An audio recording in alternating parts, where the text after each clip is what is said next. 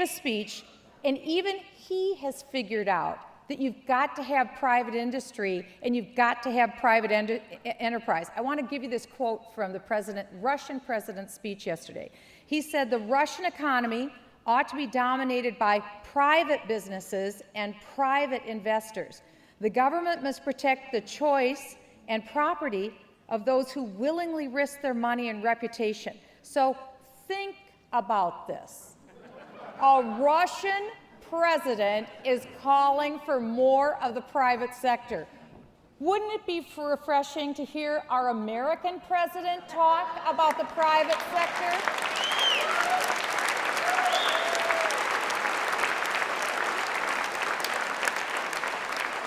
I promise you, as President of the United States, I will.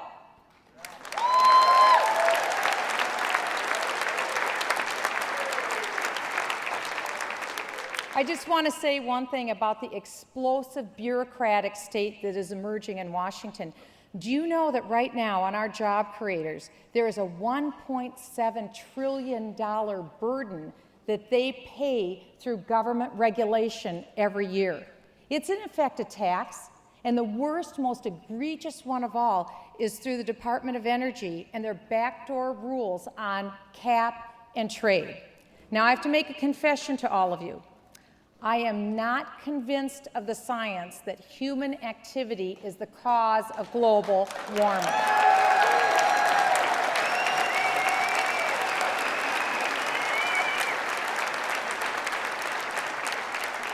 Because this terrible legislation will give Washington more unimaginable power over every square inch of our life than any other legislation that's being proposed out there today outside of Obamacare.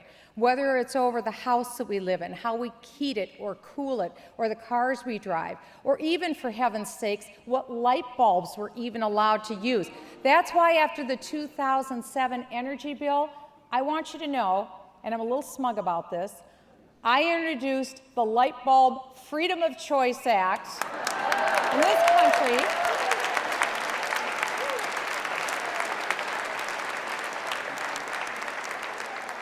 And with President Bachmann, every American can buy any light bulb they want in the United States of America.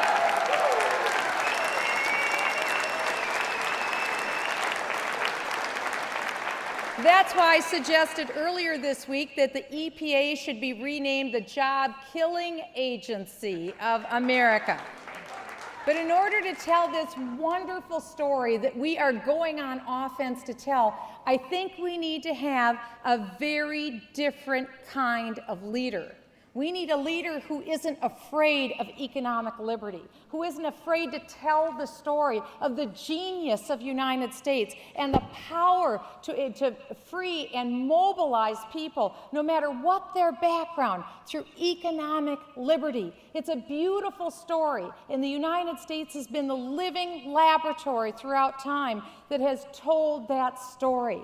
We need a new leader who will stand for the right of the founders to have limited government and to again draw from the incredible wisdom of the American people under we the people. Well, who is that leader? Well, earlier this week, oh, you have a suggestion. I like it, I'm all for it. Earlier this week on stage, I said, I am Michele Bachmann. I am a former federal tax litigation attorney. I'm a businesswoman.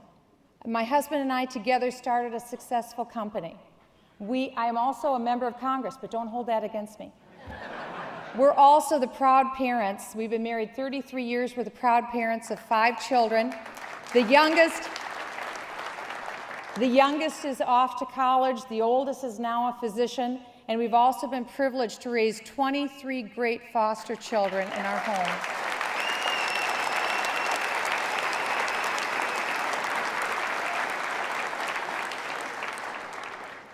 We've had such a great time here today, and you've just been such a wonderful audience. And I think one thing that we know from this conference, and as a result of it, that we do face nearly insurmountable odds, both on the domestic front and as well from the foreign front as well, with threats from terrorists that never forget, every day wake up thinking of ways to kill Americans and destroy the United States. Never forget. I am confronted every day on the House Intelligence Committee that I am privileged to sit on with these threats.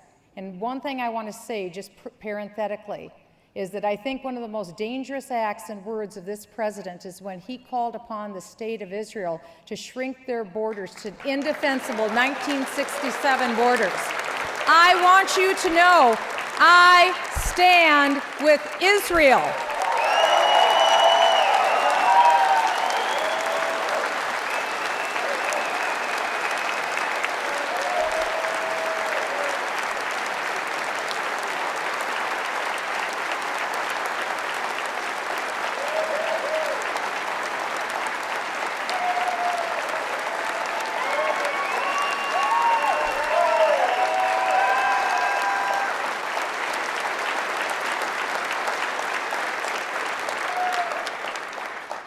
We could go on like this all day.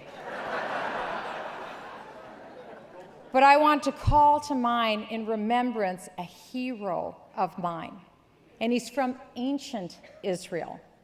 And from history we know, in the recorded annals of time, that this was someone considered more inconsequential. But to me, he had an inspiring, powerful story. His name was Jonathan. And it was in ancient Israel, his father was a king. He was the first king of ancient Israel, and his name was King Saul. And there was another battle that Israel faced, and that battle was with a group of people called the Philistines. And the Philistines had a position of power, and they were up on a cliff during the time of this battle.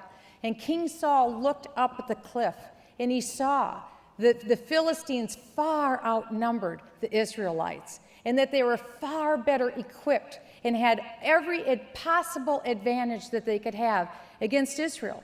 And so the king pulled back, and the king saw that because of the great advantage that the Philistines had, he waited. He was paralyzed with fear, and he saw certain defeat for Israel. But not so his son Jonathan. Jonathan made a secret pact with his armor bearer. And Jonathan turned to his armor bearer, and as he enlisted that support, he said to the armor bearer, "Let's climb to the top of the outpost where the Philistines stand." And so Jonathan turned to his compatriot, the armor bearer, and he said these words, "Come then, we will cross over toward the men and let them see us. If they say to us, 'Wait there until we come to you,' we will stay and not go up to them.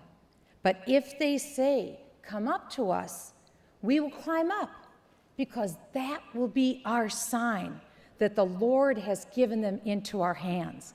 So what did the armor bearer reply? The reply of the armor bearer was one of loyalty and trust. And the armor bearer said this, "Go ahead, I am with you, heart and soul." And so they climbed.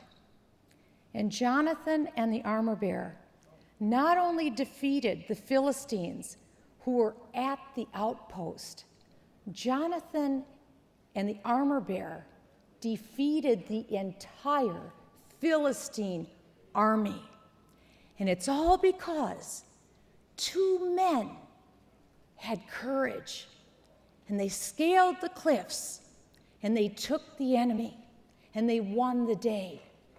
And it's my opinion that at this moment in American history, the people of this great nation have that courage. And they are longing for a president who will listen to them and who will lead from the front and not from behind, and who will stand with them and take the cliffs of the problems that we have in this country today, because the American people know in their spirit that we can do this, that together we can do this, and we can turn this country around. And I am here to ask you today in Minneapolis, Minnesota, if you are ready, because I want you to know I'm ready.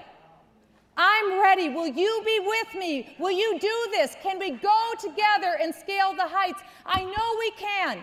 Together we can do this. Together we can, and together we will. God bless you all. God bless the United States of America.